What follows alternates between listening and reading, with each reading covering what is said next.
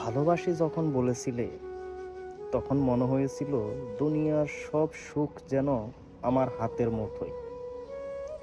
তোমার হাসি ছিল শান্তির ঠিকানা, তোমার চোখে ছিল ভবিষ্যতের ছবি। প্রতিটি সকাল শুরু হতো তোমার খোঁজে, প্রতিটি রাত শেষ হতো তোমার নাম নিয়ে।